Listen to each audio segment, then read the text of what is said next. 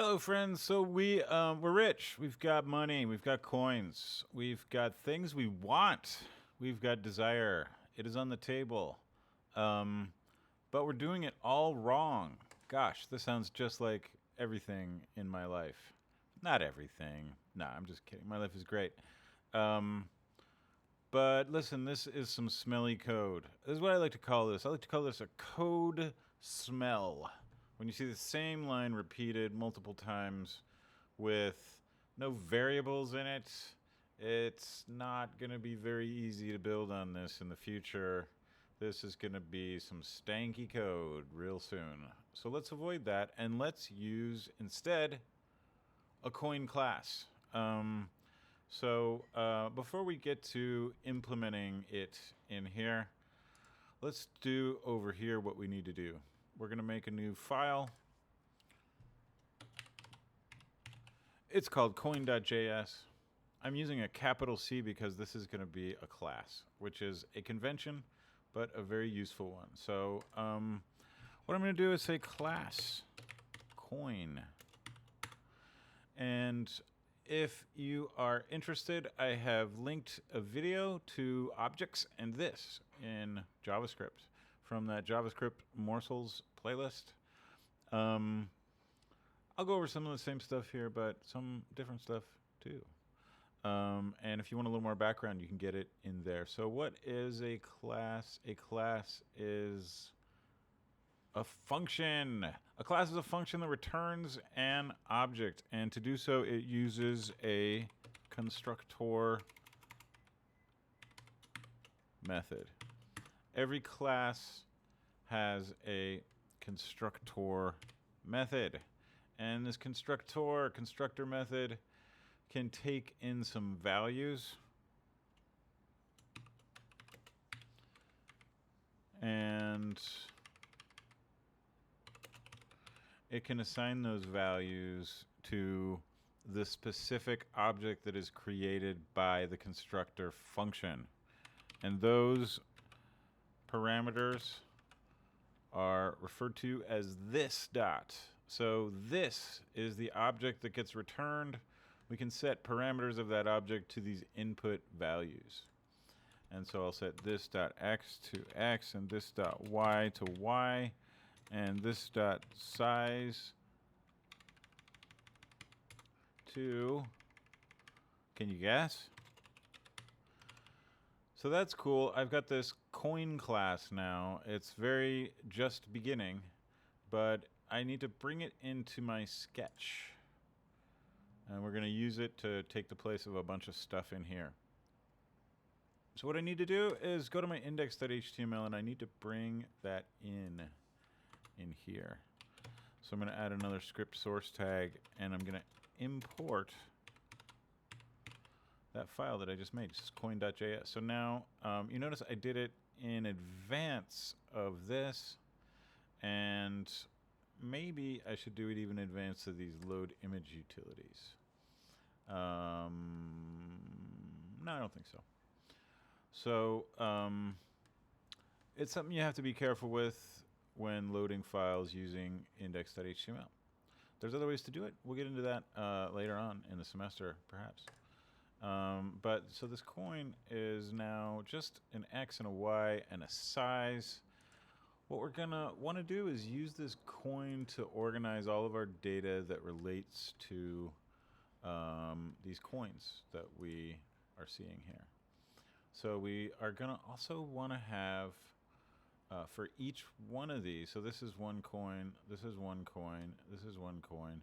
For each one of these, we're gonna have actually not just one image, but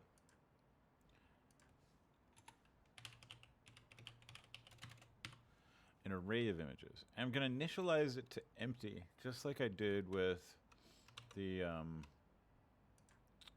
this array up here. And I'm just gonna leave that up there because actually that's for yeah. Sorry, brain fart. So this is going to be for each coin. We're going to have an array of images, and we're going to have a image counter. And a lot of times I'll just like, if I don't have a value coming in to this, you can see my x, y, and size. We have these values coming in. We're going to give those values to this constructor function when we create it. These other ones we're going to assign later, or we're maybe manipulate later. Image counter, you can see we're assigning it a value. Now, in order to use this, what we'll do is in our sketch, I think we're probably going to end up getting rid of this or changing it significantly. So I'll just comment that out. We're definitely going to get rid of this. But what I'm going to do is get rid of it and put it, and I'm going to get rid of all this stuff actually. So we're going to get rid of this and put it in our coin class. And I'm just going to put it down here for now. So now our sketch is getting pretty tidy, but of course we're not showing any coins. We're back to square one. So what I need to do is in my sketch, I need to figure out how to make some arrays using this my new coin class. And I need to assign these images also. So the images we're going to assign in the, sorry about that, in here. We're going to assign that. So in here we'll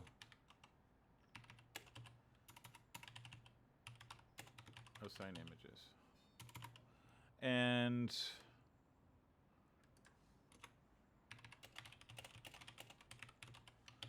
just want to remember that's the ground. I don't want to delete that. The very ground that I stand on. And so in here we're going to actually draw those coins.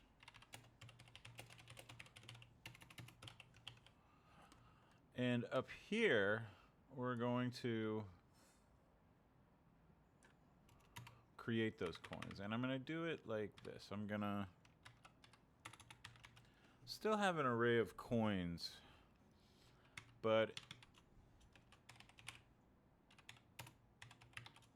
I'm going to use my favorite array.from to create an array of coins using that coin class. And what I'll do is pass in a length.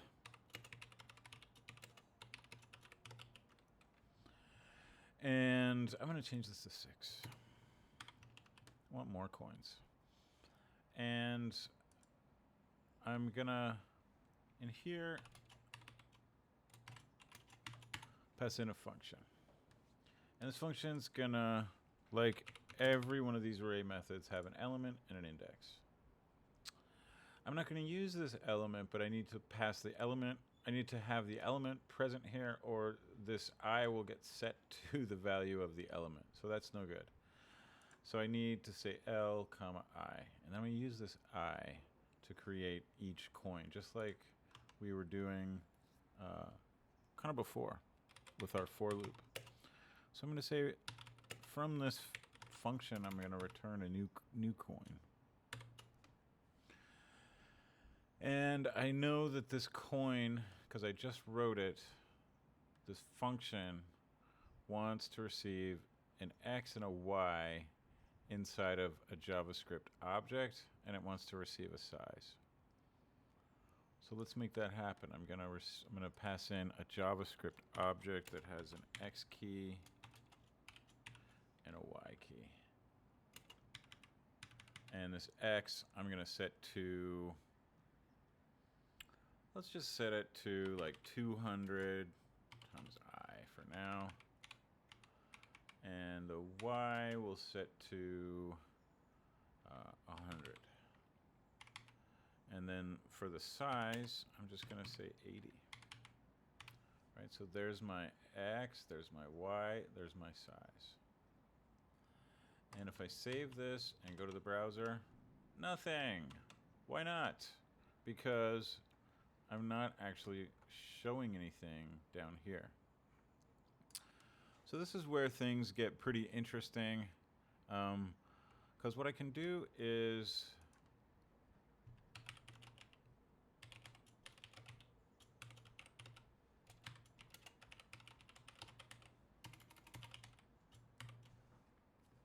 draw the coin like that.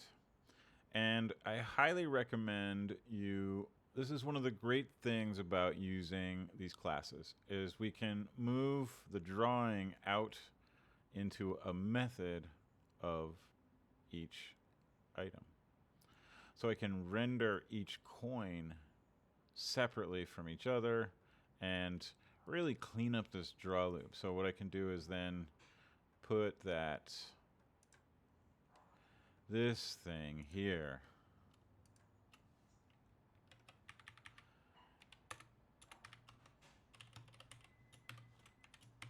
into a render method. And I really like this. I hope you like it. Let me know if it makes sense to you.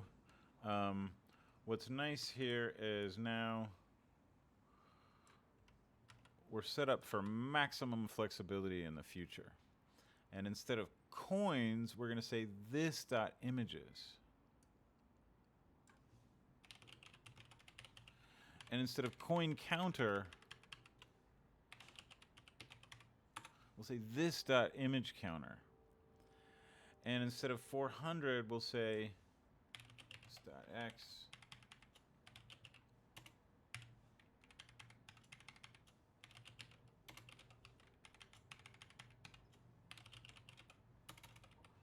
Oh my goodness, this coin is this code is now making me breathe a little bit more easily.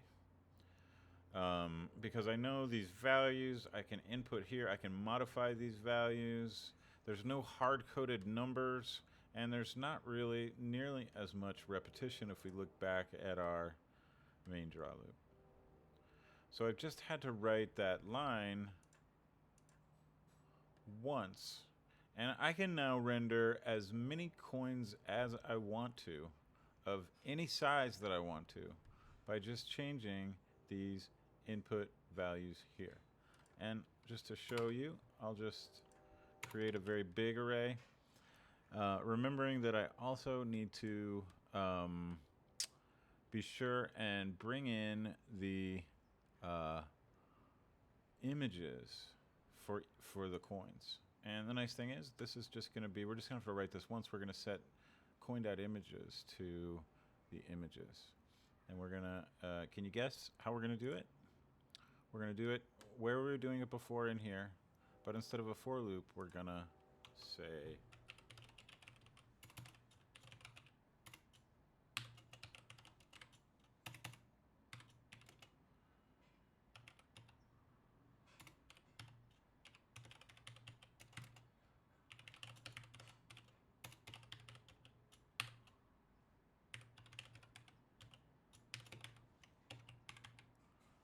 so I cheated a little bit here just to make this code really nice. And to make clear the stark contrast. I wouldn't say cheated, I was smart. I created a function called load coin images that will take this image and separate and create that array. Let's take a quick look at that. So I'm gonna pass in the objects image, and I'm gonna do the same things I was doing before. We've got a length of 10. If I is less than 4, we're gonna grab some stuff. Otherwise, we're gonna grab that first image. It's the same for loop, but just rewritten using this method of generating an array. And then I'm returning that same array from this function. So I pass in an image and I get back an array of images. And to me, that really says a lot about what this code does, which is how I like to write code. So for each coin, we're going to set coin.images to the array that gets output by this function, load coin images. And if we take a look at this, now we've got coins. Let's make a lot more coins.